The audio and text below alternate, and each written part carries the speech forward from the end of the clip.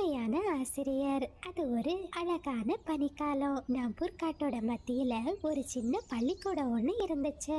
அந்த பள்ளிக்கூடத்துல நிறைய பறவைகளோட குழந்தைங்க படிச்சு வந்தாங்க. அந்த பள்ளிக்கூடத்துல ஆசிரியரா ராணிங்கிற ஒரு டீச்சர் வேலை பார்த்துக்கிட்டு வந்தாங்க. ராணி டீச்சர் ரொம்பவும் புத்திசாலி. ஆனா அவங்க ரொம்பவும் கோவக்காரங்க. குழந்தைங்க சின்ன தப்பு செஞ்சா கூட அவங்கள ரொம்ப கடுமையா தண்டிப்பாங்க. இப்படி ஒரு நாள் வழக்கம் போல எல்லா குழந்தைங்களும் தங்களோட ஸ்கூலுக்கு வந்தாங்க. தூக்கி, என்னாச்சு? நீ இன்னைக்கு ரொம்ப சோகமா இருக்க. சாரா, ராணி டீச்சர் கொடுத்த ஹோம்ஒர்க் நோட்டை நான் வீட்லயே மறந்து வச்சுட்டேன். எனக்கு ரொம்ப பயமா இருக்கு. ஐயோ தூக்கி, இது தெரிஞ்சா ராணி டீச்சர் ரொம்ப கோவப்படுவாங்களே அப்படின்னு குழந்தைங்க பேசிக்கிட்டு இருந்த நேரமே ஸ்கூல் பெல் அடிக்க ஆரம்பிச்சிடுச்சு. ஐயோ, ஸ்கூல் பெல் அடிச்சிடுச்சு. லேட்டா போனா ராணி டீச்சர் ரொம்ப அடிப்பாங்களே அப்படின்னு சொல்லிக்கிட்டு குழந்தை முன்ன வேகமா ஸ்கூலை நோக்கி பறக்க ஆரம்பிச்சான். ராணி டீச்சரும் தன்னோட கிளாஸுக்குள்ள வந்தாங்க. Good morning teacher. டீச்சர், நான் உள்ள வரலாமா? டேய் முன்ன, ஸ்கூல் பெல் அடிச்சு எவ்வளவு நேரம் ஆகுது? இதான் பள்ளிக்கூடத்துக்கு வர நேரமா? டீச்சர், இந்த பனில பறக்கிறது ரொம்ப கஷ்டமா இருந்துச்சு. அதான் நான் வரதுக்கு கொஞ்சம் நேரம் ஆகிடுச்சு. ஓஹோ, பனில பறக்கிறது உனக்கு அவ்வளவு கஷ்டமா? இன்னைக்கு முழுவதும் நீ வெளியே நில்லு. ராணி டீச்சர் இப்படி சொன்னதுமே குழந்தை முன்னாவும் தன்னோட கிளாஸுக்கு வெளியே நின்னுக்கிட்டு இருந்தான். பசங்களா, நேத்தைக்கு கொடுத்த ஹோம்ஒர்க்கை எல்லாரும் முடிச்சிட்டீங்களா? ஆமா டீச்சர், முடிச்சிட்டோம். எல்லாரும் உங்களோட நோட்டை டேபிள்ல கொண்டு வந்து வைங்க. ராணி டீச்சர் இப்படி சொன்னதுமே எல்லா குழந்தைங்களும் தங்களோட ஹோம்ஒர்க் நோட்டை டேபிள்ல கொண்டு வந்து வச்சாங்க. ராணி டீச்சரும் ஒவ்வொரு ஹோம்ஒர்க்கா கரெக்ஷன் பண்ண ஆரம்பிச்சாங்க. டேய் தூக்கி, உன்னோட ஹோம்ஒர்க் நோட்டங்க? நீ ஹோம்ஒர்க் செய்யலையா? டீச்சர், நான் ஹோம்ஒர்க் செஞ்சேன் டீச்சர். ஆனா என்னோட நோட்டை நான் வீட்லயே மறந்து வச்சுட்டேன். ஓஹோ, ஹோம்ஒர்க் செஞ்சு நோட்டை வீட்லயே வச்சிட்டியா? நீ பெஞ்சு மேல ஏறி 2 கையையும் தூக்கிக்கிட்டு நில்லு. அப்பதான் நாளைக்கு ஹோம்ஒர்க் நோட்டை எடுத்துட்டு வரணும்னு உனக்கு ஞாபகம் இருக்கும். ராணி டீச்சர் இப்படி சொன்னதுமே குழந்தை தூக்கி பெஞ்சு மேல ஏறி நின்னு 2 கைகளையும் மேல தூக்கிக்கிட்டு நின்னா. நாம இன்னைக்கு மழைய பத்தியும் மழை காலத்துல பாதுகாப்பா இருக்கிறத பத்தியும் படிக்க போறோம். மழைங்கிறது வானத்துல இருந்து பூமிக்கு வர தண்ணீர். மழை வந்தாதான் மரங்கள் வளரும் அப்படின்னு ராணி டீச்சர் அன்னைக்கான பாடத்தை எடுக்க ஆரம்பிச்சாங்க. ரொம்ப நேரமா வெளிய குளிர்லயே நின்னுக்கிட்டு இருந்த குழந்தை முன்ன ரொம்பவும் நடுங்க ஆரம்பிச்சான். டீச்சர், வெளியே ரொம்ப குளிருது டீச்சர். நான் கிளாஸுக்குள்ள வரலாமா? டீச்சர், எனக்கும் கை ரொம்ப வலிக்குது. நான் நாளைக்கு கண்டிப்பா என்னோட ஹோம்ஒர்க் நோட்டை எடுத்துட்டு வந்துடுறேன் டீச்சர். இன்னைக்கு முழுவதும் கை வலிச்சுக்கிட்டே நின்னாதான் ஹோம்ஒர்க் நோட்டை எடுத்து ஸ்கூல் பேக்குக்குள்ள வைக்கணும்னு ஞாபகம் வரும். 2 பேரும் நான் சொன்னதை செய்யுங்க, இல்ல தண்டனை இன்னும் கடினமா இருக்கும். சரி பசங்களா, இன்னைக்கு நான் எடுத்த பாடத்தை நாளைக்கு படிச்சுட்டு வாங்க. மழை, மழைக்காலம், அதனோட பாதுகாப்பு, இதனோட விடைய நாளைக்கு எல்லாரும் என்கிட்ட வந்து சொல்லணும். ஆனா டீச்சர், இது ரொம்ப பெரிய கொஸ்டினோட விடை. ஒரு நாள்ல அதை படிக்கிறது ரொம்ப கஷ்டம் டீச்சர். ஓஹோ, ரொம்ப கஷ்டமா? இவ்வளோ நேரம் பாடம் எடுத்த எனக்கு எவ்வளோ கஷ்டமா இருக்கும். ஏய் சாரா, ஒழுங்கா படிச்சுட்டு வா. நாளைக்கு முதல்ல உன்கிட்ட தான் கொஸ்டின் கேட்பேன். அப்படியே சாயந்தர நேரம் வந்துச்சு. ஸ்கூல் முடிஞ்சு எல்லா குழந்தைங்களும் தங்களோட வீட்டை நோக்கி பறக்க ஆரம்பிச்சாங்க. குழந்தை சாராவோ வீட்டுக்குள்ள உட்கார்ந்து அந்த பெரிய கொஸ்டினோட விடைய ரொம்பவும் கஷ்டப்பட்டு படிச்சுக்கிட்டு இருந்தா. சாரா, போதுமா, ராத்திரி ரொம்ப நேரம் ஆகிடுச்சு, போய் தூங்கு, காலையில படிச்சுக்கலாம். இல்லம்மா, ராணி டீச்சர் இந்த கொஸ்டினோட விடை சொல்லலன்னா கடுமையான தண்டனை கொடுப்பாங்க அப்படின்னு சொல்லிக்கிட்டு சாரா மறுபடியும் தன்னோட பாடத்தை படிக்க ஆரம்பிச்சா. இந்த மாதிரியே ஒவ்வொரு குழந்தைங்களும் அந்த கஷ்டமான விடைய மனப்பாடம் பண்ணிக்கிட்டு இருந்தாங்க. அப்படியே மறுநாள் காலையில வந்துச்சு. வழக்கம் போல பள்ளிக்கூடமும் ஆரம்பமாச்சு. ஹே சாரா, நான் சொல்லிவிட்ட கொஸ்டினோட ஆன்சரை படிச்சுட்டு வந்தியா? ஆமா டீச்சர், நான் படிச்சுட்டு வந்தேன். சொல்லு, மழை மற்றும் மழைக்காலங்களுக்கான பாதுகாப்பு என்ன? மழை என்பது மேகத்திலிருந்து விழும் தண்ணீர். மழை மரம் மற்றும் செடிகளுக்கு மிகவும் முக்கியம். மழை என்ன மழைன்னு சொல்லு. டீச்சர், நான் படிச்சேன் டீச்சர், எனக்கு மறந்துடுச்சு. இந்த மாதிரியே தனிக்காகவும் ஒவ்வொரு குழந்தைங்க கிட்டையும் அந்த பெரிய கொஸ்டினுக்கான விடைய கேட்டுச்சு. ஆனா எந்த குழந்தைகளாலையும் அதனோட விடைய முழுமையா சொல்ல முடியல. டீச்சர், வெளியே ரொம்ப குளிருது டீச்சர். பேகுக்குள்ள இருந்து நாங்க சொட்டர் எடுத்து போட்டுக்கிட்டோமா? ஏன்னா இந்த குளிர்ல நின்னாதான் நாளைக்கு இந்த கொஸ்டினோட ஆன்சரை சரியா படிச்சுட்டு வரணும்னு எல்லாருக்கும் மண்டையில உரைக்கும். ஸ்கூல் முடியறது வரைக்கும் நீங்க இங்கேயே தான் நின்னுக்கிட்டு இருக்கணும் அப்படின்னு சொல்லிக்கிட்டு ராணி டீச்சர் தன்னோட கிளாஸுக்குள்ள போயிட்டாங்க. ரொம்ப நேரமா குழந்தைங்க எல்லாரும் அந்த கொற்ற பனியில ரொம்பவும் நடுங்கிக்கிட்டே நின்னாங்க. அப்படியே சாயந்தர நேரம் ஆச்சு. வழக்கம் போல ஸ்கூல் முடிச்சு எல்லா குழந்தைங்களும் தங்களோட வீட்டுக்கு போனாங்க. வீட்டுக்கு வந்த குழந்தைங்களுக்கு உடல்நிலை மிகவும் மோசமாக ஆரம்பிச்சிடுச்சு. இதனால குழந்தைங்களோட அம்மா ரொம்பவும் வருத்தப்பட்டாங்க. உடம்பு நெருப்பா கொதிக்குதே சாரா, வா இப்பவே ஹாஸ்பிட்டலுக்கு போலாம் அப்படின்னு சொன்ன மீன் குருவி சராவை கூட்டிக்கிட்டு ஹாஸ்பிட்டலை நோக்கி பறந்து போச்சு. சராவோட கிளாஸ்ல இருந்த பாதி பசங்களும் அன்னைக்கு ஹாஸ்பிட்டலுக்கு வந்திருந்தாங்க. மீனு, முன்னாவுக்கு நிமோனியா வந்துடுச்சு. அவனோட நுரையீரல்ல நிறைய குளிர் தாக்கி இருக்குன்னு டாக்டர் சொன்னாரு. ஆனா பசங்களா, எல்லாருக்கும் ஒரே நேரத்துல காய்ச்சல் வந்திருக்கு. ஸ்கூல் முடிச்சு நீங்க எல்லாரும் எங்கேயாச்சும் நதியில போய் விளையாடுனீங்களா? இல்ல மீனு ஆண்டி, நாங்க எங்கேயுமே விளையாடல. ராணி டீச்சர் தான் இன்னைக்கு முழுக்க எங்களை பனியிலேயே நிக்க வச்சாங்க. ஆமா, ராணி டீச்சர் ரொம்ப மோசம். அவங்க கொடுக்கிற தண்டனையை எங்களால தாங்கிக்கவே முடியல. அச்சச்சோ, நம்ம பசங்களுக்கு அந்த மோசமான டீச்சர் எவ்வளவு கொடுமையான தண்டனையை கொடுத்திருக்கா. அந்த டீச்சரை சும்மா விடக்கூடாது.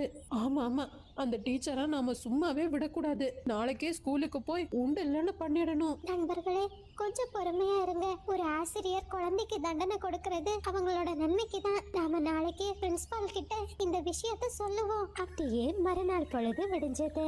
குழந்தைங்களோட அம்மா இந்த விஷயத்த பிரின்சிபால் கிட்ட சொல்றதுக்காக ஸ்கூலை நோக்கி பறந்து போனாங்க. எல்லா மக்களும் ரொம்பவும் கோவமா ராணி டீச்சர் கொடுத்த தண்டனைய பத்தி பிரின்சிபால் கிட்ட சொன்னாங்க.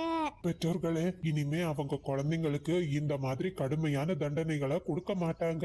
அதுக்கு நான் பொறுப்பு. பிரின்சிபால் இப்படி சொன்னதுமே எல்லா மக்களும் தங்களோட வீட்டுக்கு பறந்து போனாங்க. என்ன டீச்சர், குழந்தைங்களுக்கு இவ்ளோ கடுமையான தண்டனையா கொடுப்பீங்க?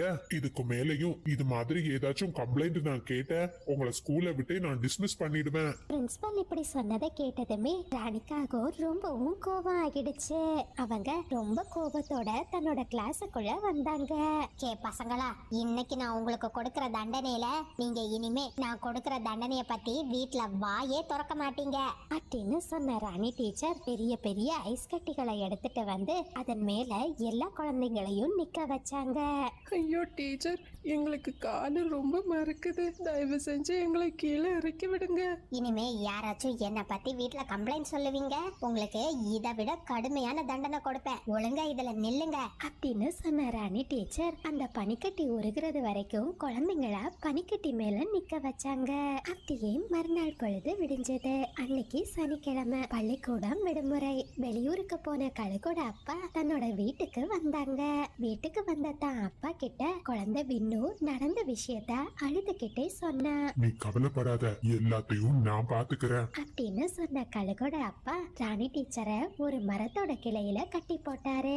இந்த கடுமையான பனியில இன்னைக்கு நாள் முழுவதும் நின்னாதான் அந்த குழந்தைங்களோட கஷ்டம் உனக்கு புரியும் அப்படின்னு சொல்லிக்கிட்டு கழுகோட அப்பா அங்கிருந்து பறந்து போயிட்டாங்க.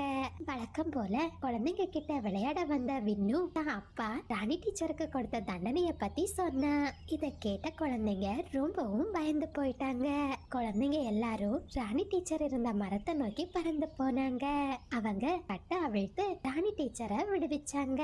பசங்களா, நான் உங்களுக்கு எவ்வளவோ கடுமையான தண்டனையை கொடுத்திருக்கேன். ஆனா என்ன காப்பாத்தணும்னு உங்களுக்கு எப்படி தோணுச்சு? டீச்சர், எங்கள மாதிரி உங்களுக்கும் உடம்பு சரியில்லாம போயிடும் அப்படின்னு குழந்தைங்க சொன்னதை கேட்டதுமே ராணி டீச்சர் ரொம்பவும் வருத்தப்பட்டாங்க. அன்னையில இருந்து ராணி டீச்சரும் குழந்தைங்க கிட்ட ரொம்பவும் நட்பா பழகி வந்தாங்க. குளம் முன்பொரு காலத்துல நாபூர் காட்டுல வெயிலோட தாக்கம் ரொம்ப அதிகமா இருந்துச்சு. அந்த காட்டுல இருந்த ஒரு மரத்தோட அடிவாரத்துல மண்ணாலான ஒரு வீடு ஒண்ணு இருந்துச்சு.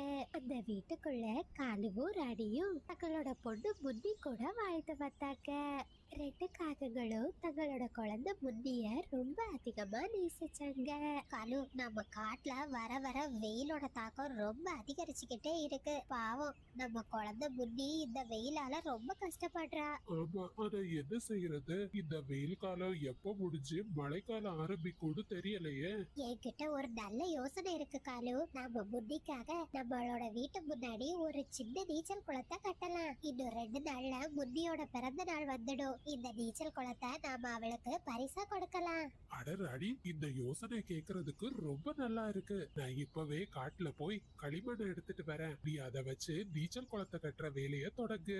அப்படின்னு சொன்ன காலுக்காகவும் காட்டுக்குள்ள போய் கூடை நிறைய களிமண்ணை எடுத்துட்டு வந்துச்சு. ராணிக்காகவும் அந்த களிமண்ணை வச்சு தான் பொண்ணுக்காக அழகான நீச்சல் குளத்தை கட்ட ஆரம்பிச்சது. அப்படியே மறுநாள் பொழுது விடிச்சது. புத்தி, சீக்கிரம் வீட்ல இருந்து வெளியே வா. குழந்தை புத்தி ரொம்ப ஆர்வமா தன்னோட வீட்ல இருந்து வெளியே வந்தா.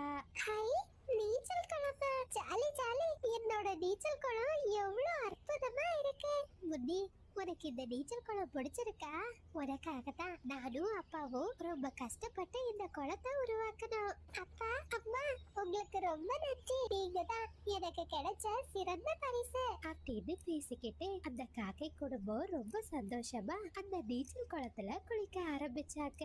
குழந்தை முன்னியும் காலுக்காகவும் ராணிக்காகவும் ரொம்ப சத்தமா அந்த நீச்சல் குளத்துல விளையாடிக்கிட்டு இருந்தாங்க. அதே நேரத்துல அந்த பக்கமா சின்ன குழந்தைங்க ஒரு மரத்தோட கிளையில உட்கார்ந்து விளையாடிக்கிட்டு இருந்தாங்க. என்ன இது? யாரோ சத்தம் போட்டு விளையாடிக்கிட்டு இருக்காங்க. நம்ம காட்டுல புதுசா ஏதாச்சும் பறவைகள் வந்திருக்கா? இல்லடா தூக்கி, இந்த சத்தம் காகங்களோட வீட்ல இருந்து தான் வருது. அப்படின்னு பேசிக்கிட்டு எல்லா குழந்தைகளும் காகங்களோட வீட்டை நோக்கி பறந்து வந்தாங்க. அழகான நீச்சல் குளம் இருக்கிறத பார்த்த குழந்தைங்க அதை ரொம்பவும் ஆசையா பார்த்துக்கிட்டு இருந்தாங்க. நாங்களும் இந்த குளத்துல குளிக்க வரலாமா? ஏ குட்டி பிசாசுகளா, ஒழுங்கா எல்லாரும் இங்க இருந்து போயிடுங்க. இந்த நீச்சல் குளம் எங்க பொண்ணுக்காக நாங்க ஆசையா கெட்டது. ப்ளீஸ் ராணி ஆண்டி, கொஞ்ச நேரம் நாங்க இந்த குளத்துல குளிச்சுட்டு போறோமே. இந்த நீச்சல் குளம் பாக்குறதுக்கு ரொம்ப அழகா இருக்கு. குழந்தைகளா, உங்களுக்கு இந்த நீச்சல் குளத்துல குளிக்கணும்னு ஆசை இருந்துச்சுன்னா உங்க அப்பா அம்மாவை கூட்டிட்டு வாங்க. அவங்க வந்தாதான் இந்த குளத்துல நான் உங்களை குளிக்க விடுவேன். அப்படியே காலு மாமா, நாங்க இப்பவே கூட்டிட்டு வரோம். அப்படின்னு சொன்ன குழந்தைங்க வேகமா அவங்களோட வீட்டை நோக்கி பறந்து போனாங்க. அப்பா, காலு, உங்களோட வீட்ல ஒரு பெரிய நீச்சல் குளம் இருக்கு. அவங்க உங்களை கூட்டிட்டு வந்தாதான் அந்த நீச்சல் குளத்துல என்ன குளிக்க விடுவேன்னு சொல்றாங்க. என்னடா தூக்கி சொல்ற? காதுகளோட வீட்டுல நீச்சல் குளமா? சரி, நான் உன் கூட வரேன். அப்படின்னு சொன்ன புறா தன்னோட பையனை கூட்டிக்கிட்டு காகங்களோட வீட்டை நோக்கி பறந்து போச்சு. அனு, என் பையன் இந்த நீச்சல் குளத்துல குளிக்கணும்னு ரொம்ப ஆசைப்படுறான். அவனை கொஞ்ச நேரம் இந்த குளத்துல குளிக்க வைக்கவா? புறா, இரு, தாராளமா குளிக்க வைக்கலாம். ஆனா அதுக்கு முன்னாடி நீ எனக்கு ஒரு சோளத்தை கொடுத்தாகணும். ஓஹோ, இதுக்குதான் என்ன கூட்டிட்டு வர சொன்னியா? சரி காலு, மழைக்காலத்துக்காக என் வீட்டுல ஒரே ஒரு சோளத்தை சேமிச்சு வச்சிருந்து என் குழந்தைக்காக நான் அதை எடுத்துட்டு வரேன். அப்படின்னு சொன்ன புறா தன்னோட வீட்டுக்கு போய் அந்த ஒரு சோளத்தை எடுத்துட்டு வந்துச்சு. அத வாங்கின காலுக்காக புறாவோட பையன் தூக்கிய அந்த நீச்சல் குளத்துல குளிக்கிறதுக்கு அனுமதிச்சது. குழந்தை தூக்கியும் ரொம்ப சந்தோஷமா அந்த நீச்சல் குளத்துல குளிக்க ஆரம்பிச்சான். இந்த மாதிரியே ஒவ்வொரு குழந்தைகளோட அம்மா அப்பாவும் சோளத்தை கொடுத்து அவங்களோட குழந்தைகளை அந்த நீச்சல் குளத்துல குளிக்க வச்சாங்க. காகங்கள் அந்த சோளம் மொத்தத்தையும் மழைக்காலத்துக்காக தங்களோட வீட்டுல சேமிச்சு வச்சாங்க. என்னோட நண்பர்கள் எல்லாம் அவங்களோட வீட்டுல போய் ரொம்ப சந்தோஷமா குளிக்கிறாங்க. நீங்களும் எங்க கூட வாங்கம்மா. அவங்க சோளத்தை கொடுத்தாதான் எங்களை அந்த நீச்சல் குளத்துல குளிக்க வைப்பாங்க.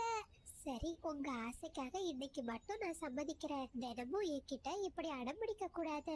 அப்படின்னு சொன்ன மீனுக்குருவி தான் வீட்டுல இருந்த ஒரே ஒரு சோளத்தை எடுத்துக்கிட்டு காகங்களோட வீட்டை நோக்கி பறந்து போச்சு. காலுவண்ணா, இந்தாங்க, நான் சோளம் கொண்டு வந்திருக்கேன். சாராவையும் குக்குவையும் உங்களோட நீச்சல் குளத்துல குளிக்க அனுமதிப்பீங்களா?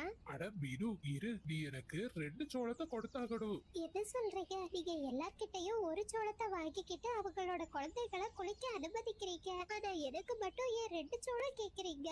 மற்றவங்க எல்லாரும் அவங்களோட ஒரு குழந்தைய தான் கொண்டு வராங்க. ஆனா ஒருக்கு 2 குழந்தைங்க இருக்கு. சாராவுக்கு ஒரு சோளம், குக்குவுக்கு ஒரு சோளம். அப்படி நீ 2 சோளம் தந்தாதான் நீச்சல் குளத்துல நான் குளிக்க விடுவேன். காலுவண்ணா, தயவு செஞ்சு இந்த ஒரு சோளத்தை வச்சுக்கிட்டு என் குழந்தைகளை இங்க குளிக்க அனுமதிங்க. அதெல்லாம் முடியாது மீனு. 2 சோளத்தை எடுத்துட்டு வந்தா உன் குழந்தைகளை இந்த குளத்துல குளிக்க வைப்பேன். இல்லன்னா இங்க இருந்து இடத்த காலி பண்ணு. அப்படின்னு காலுக்காக சொன்னதுமே மீனுக்குருவி தன்னோட குழந்தைகளை கூட்டிக்கிட்டு தான் வீட்டுக்கு பறந்து போச்சு. வீட்டுக்கு வந்த சாராவும் குக்குவும் தங்களோட வீட்ல ரொம்ப சோகமா உட்கார்ந்துருந்தாங்க.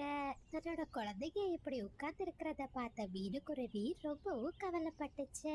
பசங்களா, உங்களுக்காக அம்மா கிராமத்துக்கு போய் சோளத்தை எடுத்துட்டு வரேன். அதுக்கப்புறமா காலமாமாவோட நீச்சல் குளத்துல நீங்க சந்தோஷமா விளையாடலாம், சரியா? Hi jolly. அம்மா இப்பவே கிளம்புனாதான் சீக்கிரம் வீட்டுக்கு வர முடியும். நீங்க 2 பேரும் வீட்டோட கதவை பூட்டிக்கிட்டு பத்திரமா இருங்க. என்ன? சரிம்மா, நாங்க வீட்டை விட்டு எங்கேயும் போக மாட்டோம். உடனே மீனுக்குருவியும் ஒரு கூடையை எடுத்துக்கிட்டு வேகமா கிராமத்தை நோக்கி பறக்க ஆரம்பிச்சது. நாப்பூர் காட்டுல இருந்து கிராமம் ரொம்ப தூரத்துல இருந்துச்சு. மீனுக்குருவி தன்னோட குழந்தைகளுக்காக ரொம்ப வேகமா கிராமத்தை நோக்கி பறந்துகிட்டு இருந்துச்சு. அந்த நேரத்துல திடீர்னு வானத்துல கருமேகங்கள் சூழ ஆரம்பிச்சது. கோடைக்காலம் முடிஞ்சு மழைக்காலம் ஆரம்பிச்சிடுச்சா? இப்ப நான் என்ன பண்றது? கிராமத்துக்கு போறதா என்னோட வீட்டுக்கு போறதா அப்படின்னு யோசிச்சுக்கிட்டே மீனுக்குருவி பறந்துகிட்டு இருந்துச்சு. அந்த நேரத்துல அன்னை பாட்டி மீனோட எதிர்ப்புறமா வந்துகிட்டு இருந்தாங்க. எங்கம்மா போற? என் குழந்தைகளுக்காக சோளம் எடுக்கிறதுக்காக கிராமத்துக்கு போறேன். ஐயோ மீனு, பெரிய மழையும் புயலும் வர போகுதுமா. இந்த நேரத்துல நீ அங்க போறது ரொம்ப ஆபத்து. நம்மளோட காட்டுக்கே போயிடலாம். மீனுக்குருவி அன்னை பாட்டி கூட மறுபடியும் தன்னோட காட்டை நோக்கி பறக்க ஆரம்பிச்சது. அன்னை பாட்டியோட வீட்டுக்கு வந்து சேர்ந்ததுமே காட்டுல ஜோரா மழை பெய்ய ஆரம்பிச்சிடுச்சு. அம்மாடி மீனு, ரொம்ப மழை பெய்யுதுமா. நீ கொஞ்ச நேரம் என் வீட்டுல உட்கார்ந்துக்கோ. மழை நின்னதுமே உன்னோட வீட்டுக்கு போலாம். அன்னை பாட்டி இப்படி சொன்னதுமே அன்னை பாட்டியோட வீட்டுக்குள்ள போய் உட்காந்துச்சு. நேராக காட்டுல மழையோட தாக்கம் ரொம்ப அதிகமா இருந்துச்சு. என் குழந்தைங்க தனியா இருப்பாங்க. அவங்க இந்த மழைய பார்த்து பயந்துருப்பாங்க. நான் இப்பவே வீட்டுக்கு கிளம்புறேன் அப்படின்னு சொன்ன மீனுக்குருவி வேகமா தன்னோட வீட்டை நோக்கி பறக்க ஆரம்பிச்சது. அந்த மோசமான மழையில காகங்களோட மண் வீடு அப்படியே உடைஞ்சு போயிடுச்சு. அந்த மண்ணுல அந்த காக்கை குடும்பம் மாட்டிக்கிட்டு ரொம்பவும் கஷ்டப்பட்டுக்கிட்டு இருந்தாங்க. அந்த நேரத்துல மீனுக்குருவி அந்த பக்கமா பறந்து வந்துச்சு. மீனு, மீனு, தயவு செஞ்சு எங்களை காப்பாத்து. நாங்க இந்த மண்ணுக்குள்ள மாட்டிக்கிட்டோம். மீனுக்குருவியும் கொஞ்சமும் யோசிக்காம அந்த காகுகளை அந்த சேட்டுல இருந்து வெளியே எடுத்துச்சு. உன்னாலதான் இன்னைக்கு எங்க குடும்பமே உயிரோட இருக்கு. கழுவட பேசிக்கிட்டு இருக்கிறதுக்கு இது நேரம் இல்ல. வீட்டுல என் குழந்தைங்க தனியா இருக்காங்க. நான் அவங்கள போய் பார்த்தாகணும் அப்படின்னு சொன்ன மீனுக்குருவி வேகமா தன்னோட வீட்டுக்கு பறந்து போச்சு. அப்படியே மறுநாள் பொழுது விடிச்சது. அந்த காக்கை குடும்பம் காட்டுல இருக்கிற எல்லா குழந்தைகளுக்காகவும் பொதுவா ஒரு பெரிய நீச்சல் குளத்தை கட்டுறாங்க.